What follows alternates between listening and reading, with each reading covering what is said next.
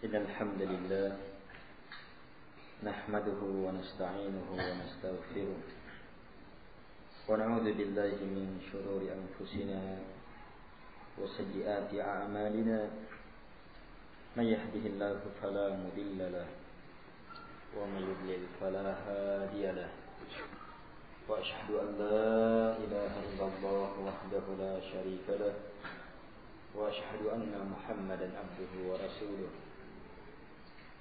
يا أيها الذين آمنوا اتقوا الله حق تقاته ولا تموتن إلا وأنتم مسلمون يا أيها الناس اتقوا ربكم الذي خلقكم من نفس واحدة وخلق منها زوجها وبث منهما رجالا كثيرا ونساء واتقوا الله الذي تساءلون به والأرحام إن الله كان عليكم رقيبا يا أيها الذين آمنوا اتقوا الله وقولوا قولا سديدا يصلح لكم أعمالكم ويغفر لكم ذنوبكم ومن يطع الله ورسوله فقد فاز فوزا عظيما أما بعد فإن أصدق الحديث كتاب الله وخير الهدي هدي محمد صلى الله عليه وعلى آله وسلم شر الأمور محدثاتها وكل محدثة بدعة وكل بدعة ضلالة وكل ضلالة في النار. Pengajian yang dimuliakan oleh Allah Subhanahu wa taala. Bersyukur kepada Allah Subhanahu wa taala yang telah memberikan kepada kita berbagai keutamaan, berbagai kemuliaan, yang mana dengan semua itu kita alhamdulillah telah selesai dalam bulan Ramadan dan telah berada di awal-awal Syawal. Tentunya banyak perkara yang kita dapatkan dalam bulan Ramadan. Banyak hal yang telah kita lihat, yang Allah Subhanahu wa ta'ala rasakan kepada kita, yang Allah Subhanahu wa ta'ala fahamkan kepada kita, sehingga kita mampu melewati hari demi hari dalam bulan Ramadan. Semua perkara itu tidak lepas dari nilai-nilai takwa, nilai-nilai yang terkandung di dalam Al-Quran, tidak lepas dari hikmah puasa, hikmah dari hikmah penghambaan dan ketaatan kepada Allah Subhanahu wa ta'ala. Tentunya apa yang telah kita lewati sebagai nikmat yang sangat besar, ini menuntut kesyukuran.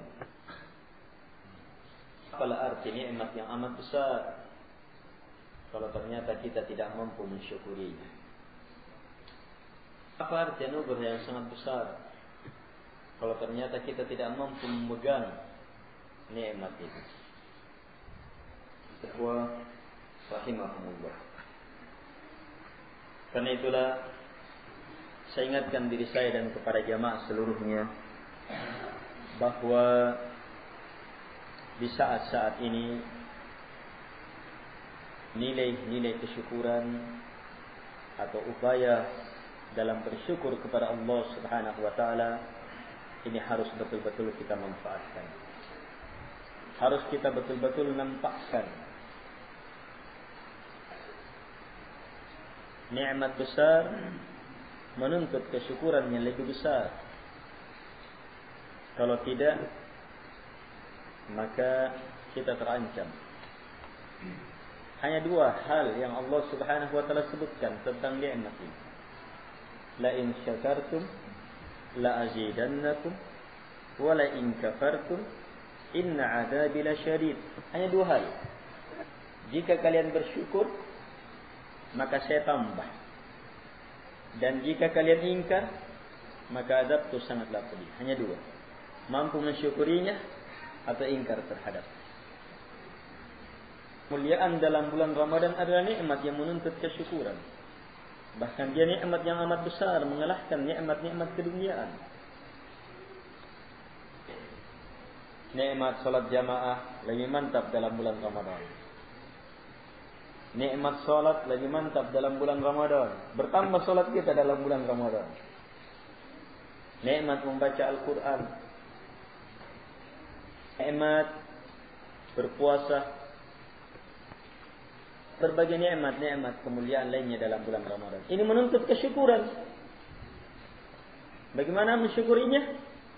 Memanfaatkannya untuk semakin tunduk dan taat kepada Allah Subhanahu wa taala. Semua nikmat tadi adalah bahagian dari nilai-nilai takwa. Dan takwa itu kita sudah tahu adalah bekal. Wa tazawwadu fa inna khairaz zadi taqwa. Dan berbekallah kalian karena sungguh sebaik-baik bekal adalah takwa. Bekal yang terbaik adalah takwa. Sekarang menggunakan nikmat itu sebagai bekal dan menggunakan nikmat itu guna mewujudkan nilai kesyukuran. Ini sama. Bedanya memanfaatkan nikmat dalam bulan Ramadan untuk semakin tunduk dan taat kepada Allah Subhanahu wa taala adalah menggunakan nikmat-nikmat nilai-nilai takwa itu sebagai bekal di luar Ramadan. Nikmat membaca Al-Quran, bagaimana mensyukurinya di luar Ramadan? Kebiasaan dalam bulan Ramadan yang sudah Allah tanamkan pada kita, rasakan nikmatnya kepada kita, lanjutkan di luar Ramadan. Ya walaupun ya tidak akan bisa penuh seperti Ramadan. Sebab Ramadan itu bulan khusus, bulan fasilitas memang. Sulit dijangkau, mau sama dengan Ramadan sulit. Sudah rutin ada yang dia baca dalam Al-Quran setiap hari. Atau minimal dia punya dalam bulan Ramadan dia akan punya target mengkhatamkan. Nah, di luar Ramadan target itu tidak lepas. Walaupun mungkin khatamnya nanti 2 bulan baru khatam.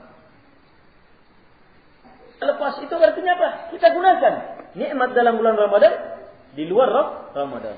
Itu juga artinya menggunakan nilai-nilai takwa dalam bulan Ramadan untuk bekal di luar Ramadan. Kita tidak gunakan, berarti kita tidak syukuri.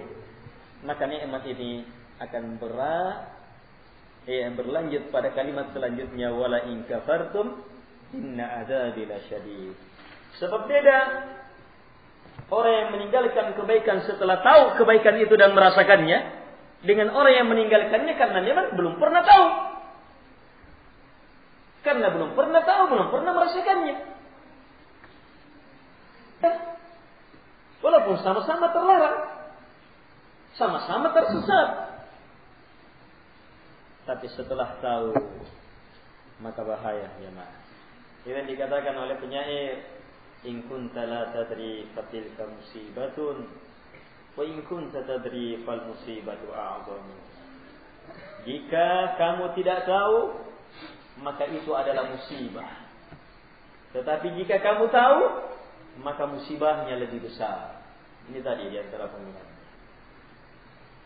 Kita sudah rasakan, kita sudah tahu keutamaan membaca Al-Quran.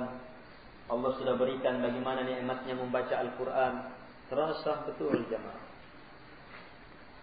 Kemudian setelah itu di luar Ramadan, lepas begitu saja, berarti kita tidak bersyukur. bakti nikmat ini, anugerah ini, nilai-nilai takwa ini kita tidak gunakan sebagai bekal. Hilang, akan hilang.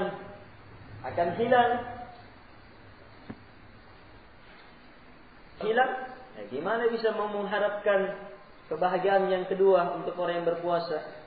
Lis-shaimi farhatun 'inda fitrih wa farhatun 'inda liqa'i rabbih. Bagi orang yang berpuasa ada dua kebahagiaan. Yang pertama kebahagiaan ketika berbuka, berhari raya, dan kedua kebahagiaan ketika berjumpa dengan Tuhannya. Cara bekalnya, nikmatnya kita tinggalkan. Jamaah yang dimuliakan oleh Allah Subhanahu wa taala. Baik. Sekian nikmat demi nikmat lainnya dalam bulan Ramadan. Manfaatkan, gunakan, jadikan bekal, terus jadikan bekal. Kita sangat memerlukan bekal dalam kehidupan ini. Dan tidak ada bekal kecuali hanya takwa, dan takwa adalah bekal yang terbaik. Itu makna ayat itu. Wa tazawwadu, berbekallah kalian, fa inna khairaz zadi taqwa. Maka sungguh khairaz zadi taqwa. Maka sungguh bekal yang terbaik adalah takwa. Artinya apa? Tidak ada bekal selain takwa, dan takwa adalah bekal yang terbaik.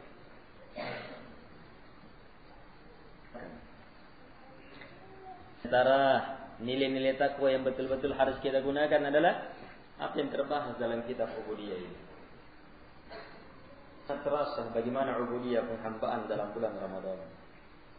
Keikhlasan kepada Allah Subhanahu wa taala. Jangan dalam bulan Ramadan sama dengan sebelum Ramadan. Hingga keluar Ramadan ya tetap sama saja. Nilai-nilai ikhlas dalam bulan Ramadan, keikhlasan yang betul-betul luar biasa, terasa itu. Kita mau salat diingatkan kepada Allah karena Allah, mengharapkan ridha Allah Subhanahu wa taala. Dalam bulan Ramadan, di luar Ramadan, di mana? Antara nilai yang sangat nampak pada puasa. Sahur masa waktu subuh sampai menjelang maghrib, masuk waktu maghrib kita menahan.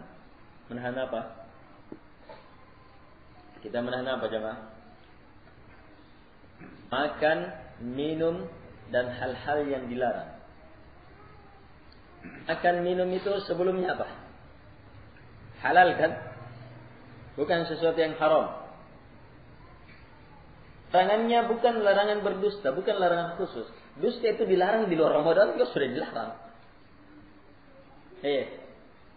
Apalagi dalam bulan Ramadan, apalagi saat berpuasa. Dalam bulan Ramadan, dalam puasa ini ada yang dilarang khusus. Lebih. Makan, minum sesuatu yang halal. Kenapa kita tinggalkan itu? Kenapa kita tidak mau makan? Kenapa kita tidak mau minum? Kalau ada orang suruh makan kita, suruh minum, kita lakukan? Tidak. Kita bilang saya puas. Kalau ditanya kenapa? Ditanya kenapa? Jawaban itulah yang harusnya terus teringat. Itu nilai yang sangat besar. Praktis sebenarnya, cara berpikirnya sangat mudah. Kenapa kita tidak mau minum? Puasa. Kenapa puasa? Kenapa menahan? Allah Subhanahu wa taala. Kalau sesuatu yang mubah kita mampu tinggalkan karena Allah, apalagi yang makruh, apalagi yang haram, apalagi kalau sampai bid'ah, syirik besar, dosa-dosa besar, syirikan akbar, kekafiran. Lihat nilai puasa. Hebat, luar biasa. Tiada tandingannya dalam amalan ini. Tidak ada tandingannya dalam amalan puasa. Karena Allah Subhanahu wa taala katakan, "Kullu amali bani Adam lah illa syiyam fa innahu li." Semua amalannya anak cucu Adam untuknya, kecuali puasa. Maka dia murni untukku. Sebab nampak jelas keikhlasan, ketulusan. Hanya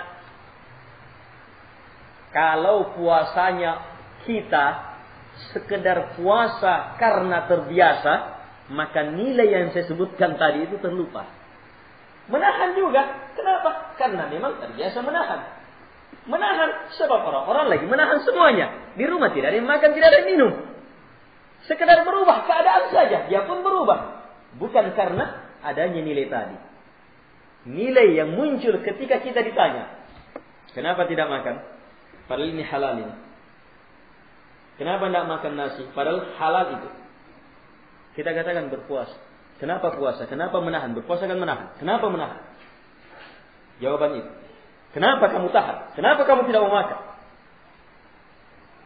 Saya tahan karena Allah. Allah larang. Kita mampu menahan padahal perkara halal karena Allah melarangnya pada saat tertentu. Lagi etikaf, lebih banyak lagi larangannya. Saya keluar masjid saja terlarang. Dari masjid saja terlarang, kecuali kalau ada hajat, makan, minum, buang air. Boleh mendatangi istri. Padahal malam boleh. Orang yang berpuasa. Tapi etikaf tidak. Kenapa tidak boleh? Kenapa tidak mau? Allah larang. Itu aturan Allah. Etikaf bukan kewajiban. Dia boleh saja batalkan etikafnya. Dia batalkan etikafnya, batal sudah. Keluar. Kalau dia batalkan, saya batalkan puasanya Ramadan, saya minum dulu. Oh, berdosa itu. Saya kalau etikaf, larang-larang etikaf, dia batalkan boleh. Dia bisa saja membatalkan. Tetap dia tidak mau. Berarti apa? Nilainya lebih. Menyebabkan dia tidak mau, penghalangnya lebih besar. Yang dimuliakan oleh Allah Subhanahu wa taala. Jadi manfaatkan nikmat besar ini, anugerah besar ini di luar Ramadan. Kita gunakan, kita manfaatkan. Kalau tidak, kita tergeser. Sungguh sangat berat. Berada di luar Ramadan itu berat luar biasa. Terasa beratnya. Di luar Ramadan itu terasa beratnya. Tidak segera kita ambil, hari pertama, hari kedua kayak berubah total. Hari ketiga tidak kembali dikondisikan sebagaimana kegiatan di bulan Ramadan. Hanyut itu. Bertakwa dan menjadikan takwa sebagai bekal itu berat ya. Berat. Bukan perkara yang enteng. Perlu perjuangan, perlu usaha. Kalau ada satu dari nilai takwa berhasil kita pertahankan di luar Ramadan sampai akhir Ramadan, berjumpa lagi dengan Ramadan, hebat sudah. Apalagi kalau banyak. Situlah dilatih. Dilatih terus. Lihat prosesnya, kita sering ingatkan itu. Dalam surah Al-An'am ayat 150-an tentang 10 wasiat, 3 ayat mulai 150-an itu berisi 10 wasiat. Ketika Allah menyebutkan di ayat yang pertama 5 wasiat, Allah katakan dzalikum wasaqum bihi la'allakum ta'qilun. Itu yang Allah wasiatkan kepada kalian supaya kalian akali, pahami. Kemudian ayat selanjutnya Allah sebutkan 4 wasiat, kata Allah di akhirnya dzalikum wasaqum bihi la'allakum tadhakkarun. Itu yang Allah wasiatkan kepada kalian supaya kalian tadhakkarun, sadar, ingat. Di ayat selanjutnya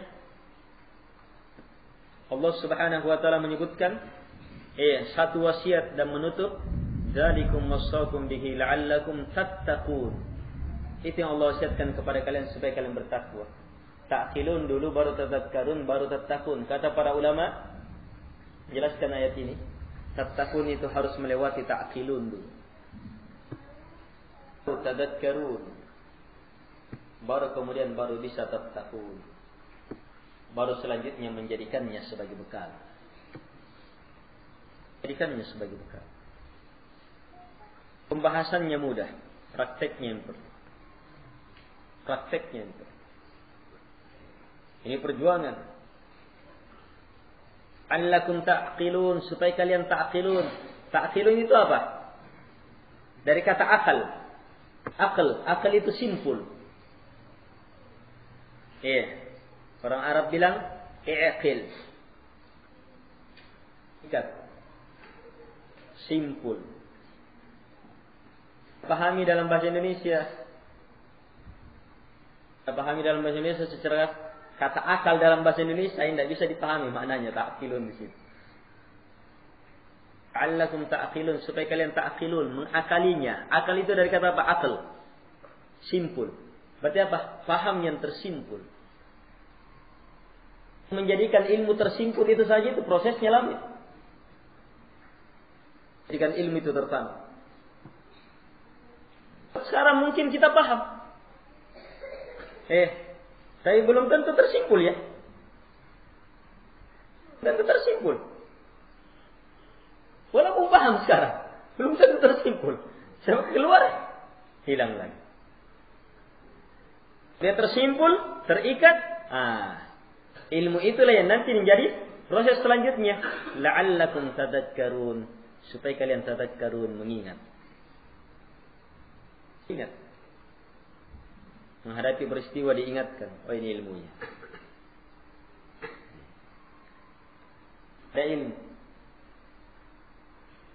Apalagi kalau sampai masuk, kalau sudah tadakkarun, teringat. Iya. Dia ingat sudah, maka apa? Masuk proses tatakun. Akhirnya apa? Perintah dilakukan di atas dasar ilmu itu. Larangan ditinggalkan di atas dasar ilmu itu. Itu yang melandasinya sudah bergerak. Dan itu juga yang menjadi tujuannya. Itu tatakun sudah. Menjadikannya bekal sudah. Sama ilmu-ilmu yang lain. Sama jurus-jurus ya. Jurus-jurus. Iya, jurus-jurus silat. Iya. Kalau pemain silat yang ahli mempertontonkan mainannya, iya, kita yang nonton gimana? Iya. Gimana caranya menangkap pisau? Bagaimana caranya merubuhkan ini? Ini kita lihat, enak, tertarik. Sama kalau dengar ceramah itu tertarik. Tapi apa yang dilihat itu, kalau disuruh praktekkan, sekedar baru tertarik, enak, bagus. Dia praktekkan, dia ajar. Mulai susah itu. Padahal belum ta'qilun, belum dikuasai itu, baru sekedar disuruh praktekkan. Belum dihafal itu. Sekedar baru, kan memperagakan kan baru sekedar apa? Berusaha mengingat, iya. Nah, kalau dia sudah ingat, betul-betul dia pahami, terikat sudah, nah, baru bisa masuk ke dalam proses penjiwaan. Jiwaan jurus-jurusnya. Jurus sapi. Dia bisa rubah-rubah gerakannya. Sesuai dengan kondisi dan keadaannya.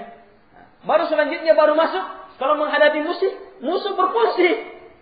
Menghadapi musuh baru berfungsi. Kalau penontonnya saja dapat musuh, bisa tidak? Penonton senang, wah bagus jurusnya. Terus dapat musuh, bisa tidak? Tidak bisa. Mirip-mirip dengar-dengar ceramah. Baru sekedar dengar, berat. Perlu waktu.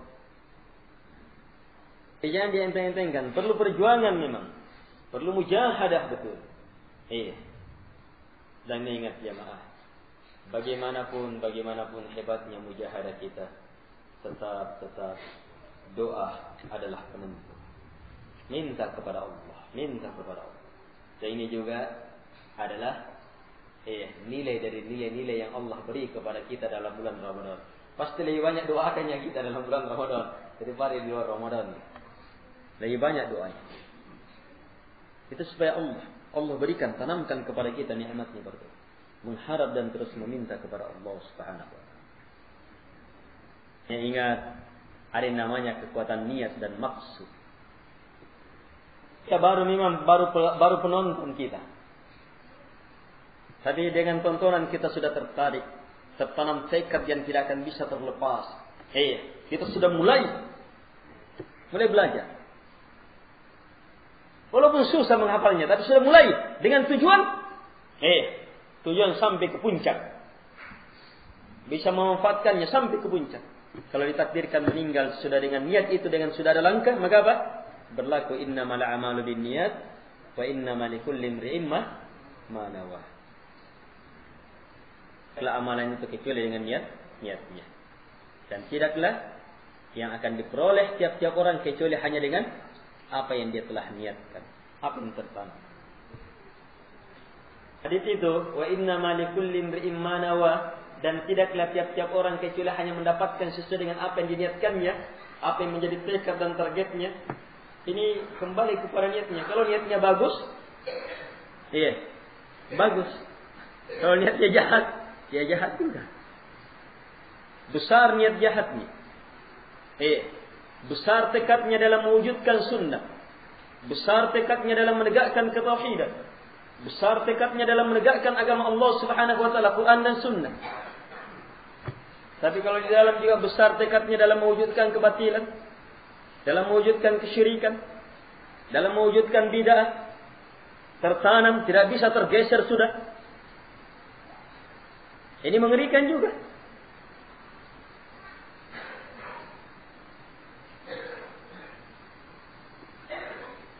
Wa innama likulli imri'in ma nawah. Tiap-tiap orang hanya akan memperoleh disesuaikan dengan apa yang dia telah niatkan. Dan pelajaran tentang niat dalam bulan Ramadan luar biasa. Tidak ada pelajaran yang lebih hebat dalam niat mengalahkan dalam bulan Ramadan. Banyak sekali kondisi keadaan kita dituntun untuk memahami niat. Meresapkan niat, mendalami niat. Jamaah yang dimuliakan oleh Allah Subhanahu wa taala. Ini ikhwah, teruslah perbaharui terus dan perbaiki niat.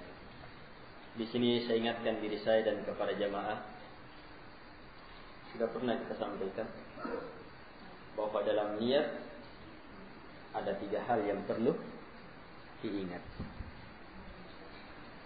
Yang pertama, niat dalam arti membedakan ibadah yang satu dengan ibadah yang lainnya. Kita mau sholat, ada keinginan sholat. Berarti niatnya datang ke masjid mau sholat. Dan juga ada orang datang ke masjid bukan waktu sholat misalnya. Pak Imam atau siapa yang tugas jadwal membersihkan masjid jam 8 misalnya, jam 8 pagi. Dia berniat datang ke masjid. Sholat bukan niatnya sholat, mau bersihkan. Ini niat dalam makna yang pertama ini. Niat dalam arti apa? Keinginan yang membedakan ibadah yang satu dengan ibadah yang lain. Dalam makna inilah yang banyak dibahas dalam kitab-kitab fiqh.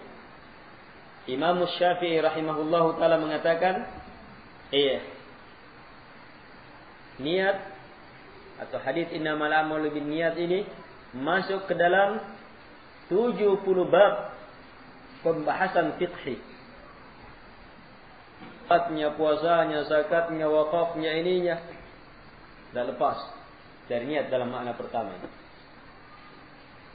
Masuk di dalamnya, mandi yang satu dengan mandi yang lainnya beda karena apa? Niatnya. Sama mandi. Hanya ada yang mandi karena terbiasa mandi pagi. Ada yang mandi karena berniat ingin membersihkan. Ada orang niat dalam sedekah. Dia berniat bersedekah.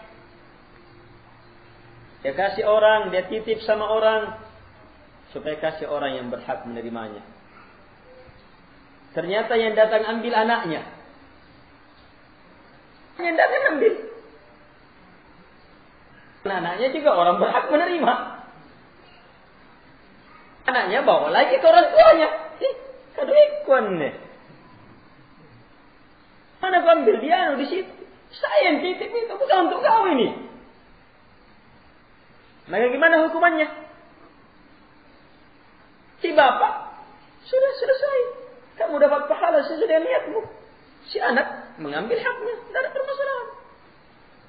Niat menentukan hukum. So, niatnya adalah bersedekah, selesai. Pembahasan wakaf. Ada orang memberi wakaf.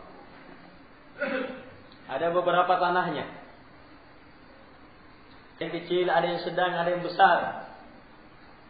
Yang dia mau wakafkan yang sedang. Tangannya, tidak tahu mungkin sementara bicara, tangannya menunjuk ke yang besar.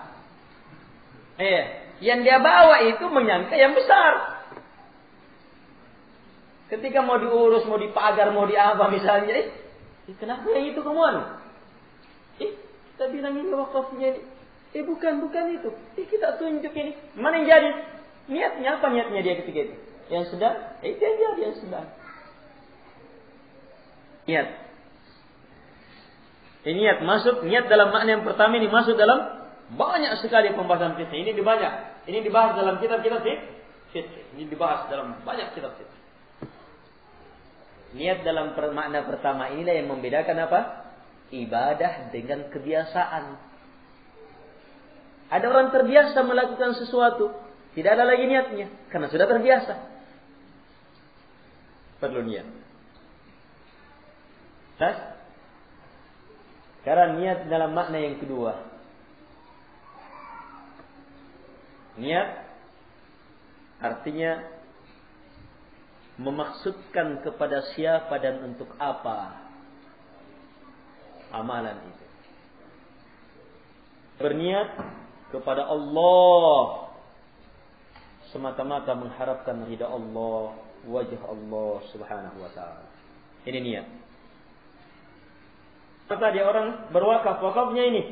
Niatnya ini itu kan? Itu niat, sudah. Tapi apa maksudnya? Ini niat juga. Ikhlasnya sekarang, inilah niat. Niat dalam makna yang kedua inilah yang dikenal dengan kata ikhlas. Di sini ikhlas. Niat dalam makna yang kedua inilah yang banyak disebutkan dalam Al-Quran, dalam sunnah, dalam ucapan para ulama. Ini. Kita membahas tentang niat, maka ini dia. Kadang juga dalam Al-Quran datang dalam lafaz yuriduna, menginginkan wajah Allah itu niat. Menginginkan wajah Allah. Niat dalam makna yang kedua ini. Yabtaghuna wajah Allah, yabtaghuna mengharapkan wajah Allah. Kadang dengan datang dalam lafaz memaksudkan. Iya. Memaksudkan. Kadang dapat datang dengan lafaz mengikhlaskan. Intinya niat. Ini menentukan berapa besar pahala kita. Iya. Biar dia niatnya mau sholat, mau bersedekah, untuk ini, untuk apa. Tapi kalau bukan untuk Allah, bukan karena Allah, gugur semuanya, tidak ada nilainya. Jarang niat dalam makna yang kedua ini yang paling berat. Ini diungkap oleh para ulama. Tidak ada yang lebih berat dalam hidup mereka. Kecuali bagaimana mewujudkan keikhlasan dalam ibadah. Menghadapi riya, menghadapi sum'ah, menghadapi maksud-maksud keduniaan dalam amalannya. Sebab kadang apa? Kadang dia berhasil selamat dari jenis riya, ternyata riya muncul dalam warna yang lain. Muncul dalam bentuk yang lain. Makanya mereka perintahkan ta'allamun niyah. Pelajari niat. Ini dia yang kedua ini dimaksud. Sebab yang pertama itu tidak usah dipelajari. Mau berniat dalam yang pertama itu tidak dipelajari. Sebab kapan ada keinginan berarti sudah niat. Kapan dia berkeinginan berarti sudah niat. Ini pada hak pelajari dalam pembahasan fikih adalah permasalahan yang berhubungan dengan itu. Tapi kalau berniatnya dalam makna yang pertama, siapapun yang punya keinginan berarti sudah berniat. Dengar azan. Mau sholat, ada keinginan, itu niat dalam makna pertama. Apalagi sudah pergi ke tempat wudu. Iya, mau berwudu, itu jelas. Apalagi yang sudah jalan ke masjid. Itu niat. Tapi yang kedua, ini luar biasa. Di awal, di tengah, di akhir, setelah selesai juga bisa diganggu niatnya. Ada juga orang sudah selesai beribadah, tapi apa? Iya, ingin lihat, ingin diperdengarkan semata untuk coba lihat niat dalam makna yang ini. Ini harus dijaga setiap saat. Dalam makna yang kedua ini setiap saat, kapanpun, dimanapun. Ini yang berat. Dan inilah hidupnya seorang muslim. Disinilah hakikat kehidupan seorang muslim. Cermati dalam bulan Ramadan, pelajaran tentang ini sangat luar biasa. Kita dalam bulan Ramadan boleh dikata susul menyusul itu ibadah. Iya, susul menyusul itu ibadah. Susul menyusul itu ibadah. Iya, sahur. Iya, setelah selesai sahur sudah masuk ibadah, puasa sampai maghrib. Di waktu-waktu itu banyak ibadah. Iya. Ada sholat 5 waktu, ada memberi buka puasa, ada bersedekah, ada macam-macam ibadah. Iya, membaca Al-Quran. Setelah berbuka, nyusul sholat maghrib. Iya. Setelah makan sedikit, nyusul sholat isya. Sholat tarawih. Iya. Artinya membaca Al-Quran, kemudian sholat malam. Setelah itu tidur. Kalaupun tidurnya, iya, tidurnya dia maksudkan untuk nanti ibadah kepada Allah, tidurnya juga menjadi ibadah. Tergantung niatnya. Tidur menjadi ibadah. Saya istirahat dulu. Semoga bisa bangun sahur untuk puasa lagi. Iya, semoga bisa bangun malam ibadah kepada Allah.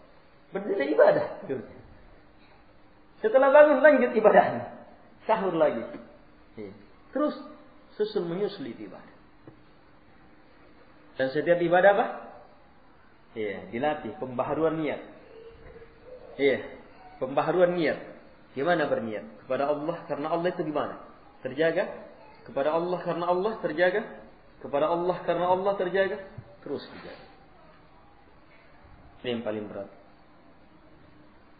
Jadi yang kedua ini, niat dalam makna yang kedua ini adalah bagaimana memurnikan semua ibadah hanya kepada Allah dan semata karena cinta kepada Allah dan semata karena takut kepada Allah serta semata karena mengharap apa yang ada di sisi Allah, wajah Allah, ridha Allah Subhanahu wa taala. Ini inti pembahasan niat dalam makna yang kedua. Inti pembahasan niat dalam makna yang kedua ini. Kita inginkan, kita maksudkan betul hanya kepada Allah. Semua ibadah. Kita berdiri, sebentar sholat, maksudkan semata kepada Allah. Semata karena cinta kepada Allah. Semata karena takut. Kita takut kepada Allah kalau kita tidak berdiri membesarkan. Semata karena semata mengharap hanya apa yang ada di sisi Allah, mengharapkan wajahnya. Itu pelajarannya. Rukuknya pun demikian. Sujudnya pun demikian. Apalagi kalau kita sudah bisa cermati dalam apa? Setiap bacaan. Iya. Setiap bacaan. Wah, Masya Allah, luar biasa. Bacaan-bacaan ini memberikan tekanan kepada cinta. Ini tekanan kepada takut. Ini arahnya kepada harapan. Ini arahnya kepada ini. Terarah. Sini. Lawannya. Niat dalam makna yang kedua. Lawannya. Ibadah yang dimaksudkan diperuntukkan kepada selain Allah. Berdiri untuk membesarkan selain Allah. Rukuk sujud untuk selain Allah. Menyembelih untuk selain Allah. Berkorban untuk selain Allah. Ibadah ke kuburan, ke penghuni ini, penghuni itu. Ini kesyirikan akbar. Apalagi lawannya yang kedua ini. Dia beribadah karena cinta. Landasannya karena cinta kepada selain Allah. Bukan karena cintanya kepada Allah. Ingin dilihat sama orang, karena mengharap pujian orang, karena menginginkan dunia. Ini dia dalam pembahasan kita dalam kitab Ubudiyah. Karena menginginkan kekuasaan, karena menginginkan uang, karena menginginkan kedudukan. Itu dia menjadi landasan. Itu penghancurnya. Perusak-perusaknya.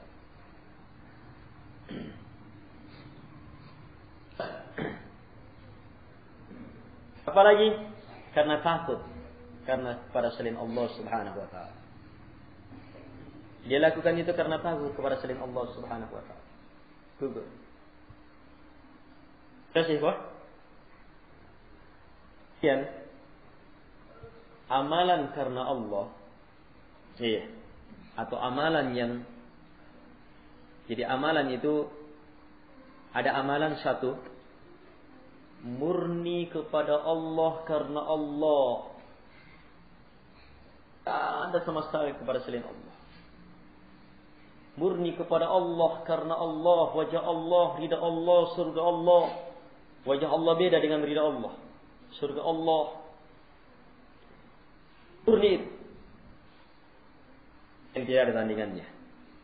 Yang kedua, ada amalan murni untuk selain Allah.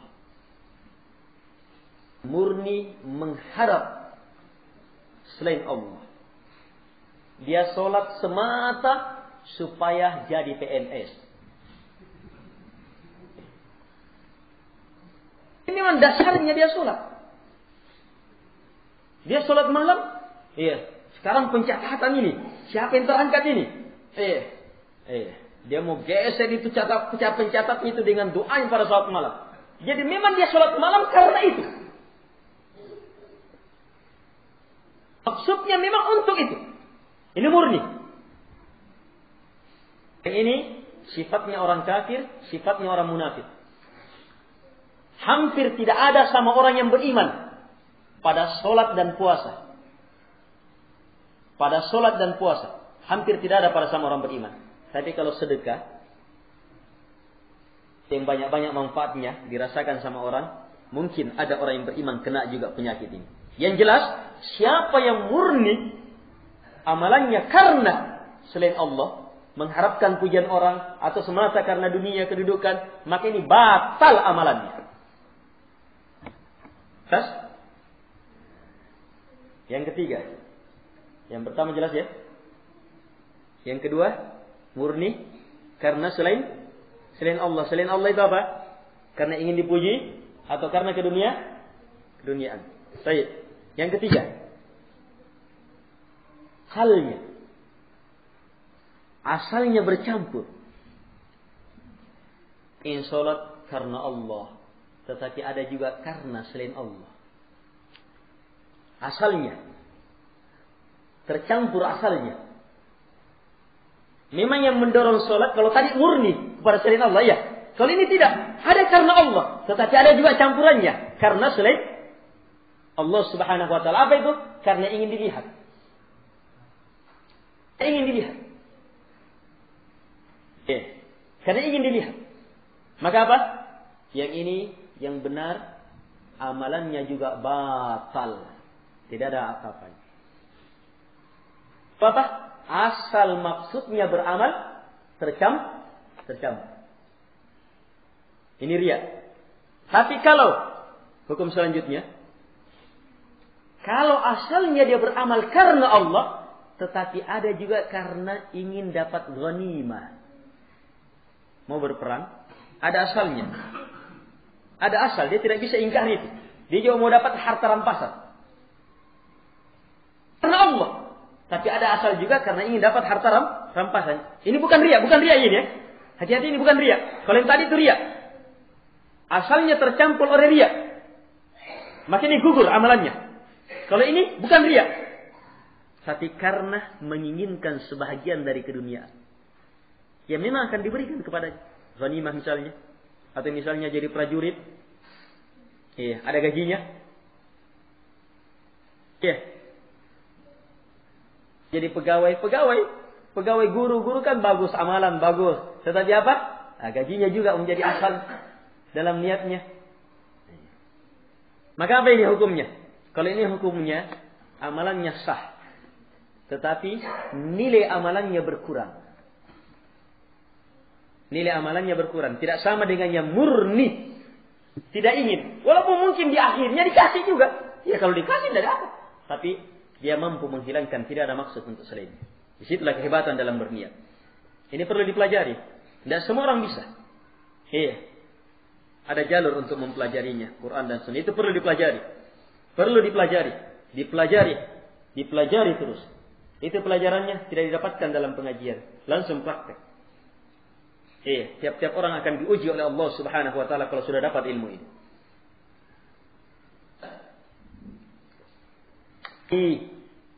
Dan biasa ada orang haji menghajikan kan? Kan dikasih uang itu orang mau menghajikan. Caranya orang mau pergi jauhnya itu perjalanan. Capeknya orang, makannya, ongkosnya harus biayai. Harus memang dibiayai. Dan ada dilebihkan. Nah, di situ tawar-menawarnya berapa. Nah, kalau ada haji semata-mata karena itu. Atau haji karena apa? Oh, haji kan di sana kalau kita bawa dagangan juga. Laris. Peminta-mintanya saja kaya. Di saat haji itu luar biasa itu. Biar orang tidak bawa uang pergi haji. Bisa makan. Terlalu banyak tempat jalur makan. Yang lainnya minta-minta. Nah, haji. Tapi apa? Ingin dapatkan juga hasil dari dagangan. Tidak apa-apa. Selama niat karena Allah. Ada. Hanya ini tercampur. Niatnya kurang. Apa? Dengan niatnya itu sedikit. Beda dia murni karena Allah. Bukan karena untuk ini. Bukan sama sekali. Murni karena Allah. Apa yang ada di sisi Allah? Ridha Allah. Jelas ini ya? Baik. Sekarang hukum selanjutnya. Yang kepada apa sudah tidak tahu. Yang selanjutnya begini. Asalnya karena Allah. Hanya di tengah jalan. Kali itu tadi. Asalnya memang tercampur. Kalau riya yang mencampuri asalnya gugur. Kalau karena keduniaan. Karena menginginkan sebahagian. Maka apa? Tidak gugur. Selama keduniaan itu memang perkara yang dibenarkan dalam syariat. Tidak gugur tetapi apa? Mengurangi nilai pahala. Nah, sekarang ini asalnya karena Allah. Dia sholat karena Allah. Hanya di tengah jalan tercampur ada bisikan. Bisa kan? Sangat mungkin. Bahkan syaitan tidak akan membiarkan kita. Kalau syaitan tidak bisa campuri asalnya, sudah di tengah jalan dia akan rusak. Sementara sholat Allahu Akbar. Tidak ada maksud apa-apa. Semata karena Allahu Akbar. Hanya di rakaat kedua, sholat duhurnya. Terlambat kepala dinasnya masuk persis di sampingnya. Kepalanya. Baru dia tahu kepala dinasnya itu, suka orang yang sholat. Dan kebetulan juga memang dia ada perlu sama kepala dinas. Alhamdulillah saya di sampingnya lagi. Sudah mulai berubah niatnya. Ini. Gimana ini kalau ini? Asalnya karena Allah, tidak ada sama sekali. Tapi karena masuk kepala dinas, mulai berubah. Mana hukumnya? Nah, ini hukumnya. Kalau dia berhasil lawan. Berhasil lawan, dia tidak peduli. Hasil lawan sampai selesai sholatnya, tetap dia bisa jaga kepada Allah karena Allah, maka tidak ada apa-apanya. Bahkan dapat pahala mujahadah. Pahala berjuang menghadapi gangguan itu. Kalau dia tidak berhasil, larut dia. Tapi asalnya karena Allah. Maka yang seperti ini para ulama bedakan hukumnya. Kalau seperti solat, ibadah awalnya sampai akhirnya bersambung. Mulai takbir sampai salam bersambung kan? Iya. Kalau yang seperti ini, kemudian akhirnya dia tidak larut dia dalam perkara itu, maka ya di antara ulama-ulama yang muhaqqiqin dalam perkara ini menyebutkan bahwa dia tetap dapat pahala sesuai dengan asal niatnya. Itulah hebatnya asal dalam berniat itu. Dia mampu asal dalam berniat itu dia jaga betul. Makanya para ulama ketika diajak, ayo kita mengantar jenazah, tunggu dulu. Dia diam dulu berpikir. Karena kegiatan tiba-tiba ini. Dia mau komposisikan dulu niatnya. Diam dulu. Setelah itu, ayo. Memposisikan asal niat. Ini perlu dipelajari. Sekali lagi perlu dipelajari. Awal sholat, mungkin sholat sebentar kita bisa, atau tidak tahu mungkin sebentar juga sudah dilupakan. Tapi sholat subuh sebentar, jangan harap bisa diingatkan lagi. Apalagi kalau sudah terlambat nih, kamat nih. Sah. Walaupun ada asalnya asal. Kita sholat karena Allah, tetapi memposisikan kenikmatan dalam asal niat. Ya? Tapi kalau ibadahnya terputus, misalnya sedekah, ada donatur bulanan, bulan-bulan pertama jadi donatur amah, dadak karena Allah. Bulan-bulan kedua, bulan-bulan keempat, kelima, mulai ingin dilihat. Berarti ini apa? Ini sama sedekah namanya. Hanya awal donaturnya, bagus. Tapi di pertengahan, mulai. Maka apa ini? Yang gugur hanya yang ketika tercampuri. Yang sebelumnya, bulan-bulan pertama tidak gugur. Karena itu apa? Ketika gugur bulan selanjutnya, dia harus memperbaharui niat lagi. Supaya terjaga.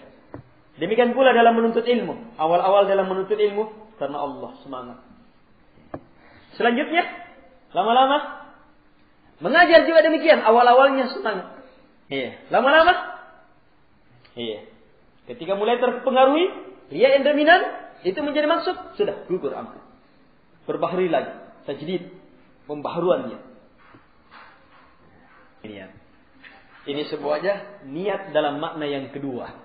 Kepada Allah dan karena Allah. Sekarang niat dalam makna yang terakhir. Syekh Al-Utsaimin rahimahullah ta'ala, ini uraian Syekh Al-Utsaimin. Niat dalam makna yang ketiga adalah menginginkan dengan pelaksanaan ibadah itu untuk melaksanakan perintah Allah.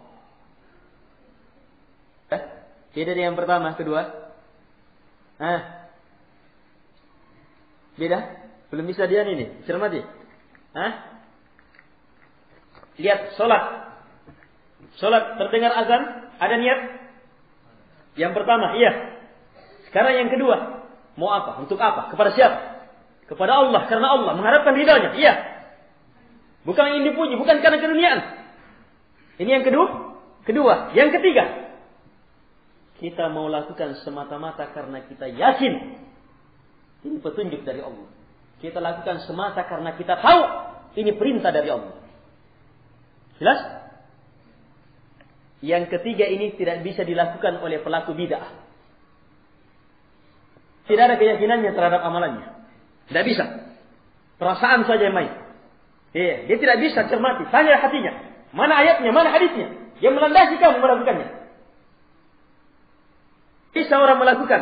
Dia tidak bisa wujudkan niat ini oleh pelaku bid'ah. Atau orang yang beribadah karena mimpi. Atau karena ikut-ikutan. Sekadar ikut-ikutan. Dia tidak bisa wujudkan niat dalam makna ini. Dalam makna yang ketiga ini. Niat dalam makna yang ketiga ini ada yang global, ada yang umum. Misalnya secara umum, sholat duhur orang kan punya ilmu. Sholat duhur 4 rakaat, iya. Dia yakin ayatnya, hadisnya biar tidak dipelajari semua. Yakin itu dari agama. Semata-mata saya melakukan karena itu, iya. Nah, ini berarti sudah ada pendorongnya. Karena ini rukun Islam. Itu ilmu kan? Tapi ilmu global, ilmu rukun Islam. Tetapi kalau yang punya ilmunya lebih rinci, lebih rinci lagi. Niatnya lagi lebih hebat. Semakin hebat niatnya, amalan disesuaikan dengan niat. Wa innamal likulli imri'in ma nawa, itu tadi. Salat tahu kenapa dia harus takbir begini caranya. Kenapa setelah takbir ini yang dia baca? Dia cermati bacaannya. Kenapa harus begini? Kenapa harus begini? Dia tahu itu. Dia punya landasan semata-mata karena perintah dari Nabi sallallahu, dari Allah Subhanahu wa taala melalui Rasul. Orang yang beribadah, ibadah salat, ibadah dakwah, ibadah apapun juga, kalau hanya sekedar semangat, ikut-ikutan, tidak bisa mewujudkan niat dalam makna yang kedua, yang ketiga. Tidak bisa. Gugur tanpa ilmu. Global dan rincian. Walaupun dia dapatkan amalan dari niat global, maka banyak yang gugur dalam rincian-rincian. Kalau rinciannya itu fatal, misalnya rinciannya itu adalah rukunnya ibadah itu. Rukunnya ibadah itu.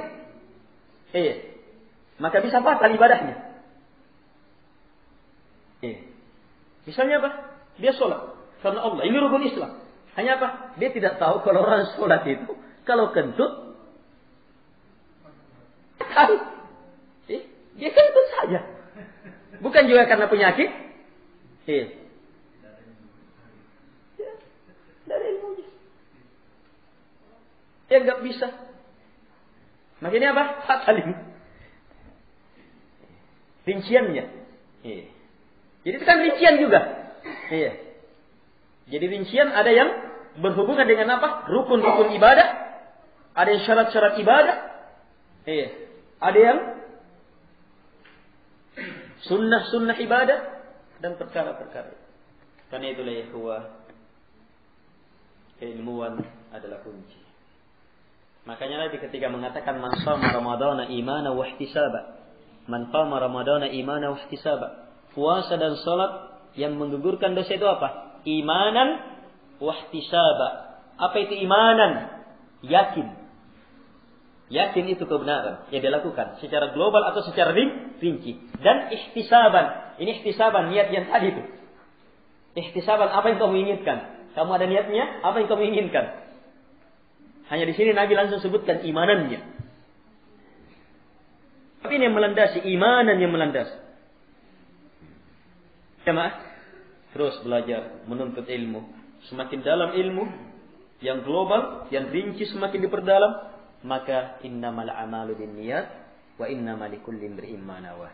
Di sini terlihat hubungan yang sangat erat antara ilmu dan niat. Bisa dihubungkan antara ilmu dan niat, dan bisa dihubungkan antara apa? Sunnah Rasulullah SAW dengan niat. Sunnah Nabi SAW dengan niat. Quran dan sunnah dengan niat. Salah satu cukup. Bagaimana kalau awalnya bercampur dengan syariat supaya orang mengikuti kita? Bukan, kalau itu tidak termasuk. Itu riya. Yang dimaksud dengan riya, ingin dilihat supaya dapatkan pujian. Dia perlihatkan amalan supaya orang contoh. Dia ingin dapatkan pahala dari Allah dengan adanya orang yang mengamalkan apa yang dicontohkan. Itu lain. Itu bukan riya. Jelas ya? Baik, saya diingatkan dengan pertanyaan ini, hukum yang terakhir tadi. Ada 5 tadi ya, 6. Ada yang terakhir lagi. Yang terakhir, dia sudah selesai beramal. Selesai beramal. Kemudian apa? Amalannya dipuji sama orang. Dan dia suka pujian. Riya? Bukan riya. Hati-hati ini. Ini bukan riya. Inilah yang disebutkan oleh Nabi SAW dalam hadisnya. Ketika Nabi ditanya. Apa kata Nabi? Tilka ajilum bushral mu'min. Hadis sahih. Kata Nabi itu adalah ajil. Kesegeraan. Kabar gembira bagi orang yang beriman. Bahwa ibadahmu baik. Orang yang beriman. Memujinya. Orang muslim memuji amalannya. Orang beriman, yang tahu iman, tahu Islam, memuji, dimuji, puji dengan ilmu. Bukan orang-orang bodoh yang puji. Justru kalau orang-orang bodoh yang puji, hati-hati. Orang-orang musyrik yang puji, hati-hati. Hati kalau yang itu puji. Jadi bedakan ini ya, yang terakhir ini ya. Itu kata Nabi, tilka ajilun busyral mu'min. Itu adalah kesegeraan, kabar gembira bagi orang yang beriman. Uraian yang 5 ini, yang 5 tadi, uraian 3 itu dari Syekh Utsaimin. Hanya saya konfirmasikan dengan apa? Penjelasan Ibnu Rajab rahimahullah taala dalam menjelaskan hadis innamal a'malu binniyat dalam syarah beliau terhadap 50 hadis. Jadi caranya kenapa kalau ada akibat pertengahan atau dibaca ausul atau gimana? Ya, tangkis banyak ya metodenya di situ kembali kepada makna ikhlas, makna ini. Tapi saya kasih 2 metode. Metode praktis ya. Terapkan prinsip la ilaha illallah. Terapkan. Apa prinsip la ilaha illallah? Ada 2. Salat dan tetapkan. Sebab ada orang ketika datang riya, dia konsentrasinya kemana? Hanya menetapkan konsentrasi kepada Allah. Iya. Hendak dua-duanya. Kamu tolak dulu itu. Jangan akui. Jangan mau sama pujiannya. Tolak dulu itu. Kamu hanya ingin pujian Allah Subhanahu wa ta'ala. Jelas. Terapkan 2 metode ini. Hanya untuk menolak, muncul lagi pertanyaan, bagaimana menolak itu? Menolak pujian orang ada ilmu di antaranya ya. Bagaimana mau menolak pujian orang? Di antaranya ya, ini ilmu. Yakin. Biar semua orang memuji. Kalau Allah Subhanahu wa taala membenci, pasti celaka. Kalau begitu untuk apa mengharapkan pujian? Untuk apa harapkan pujian orang? Walaupun semua manusia memuji.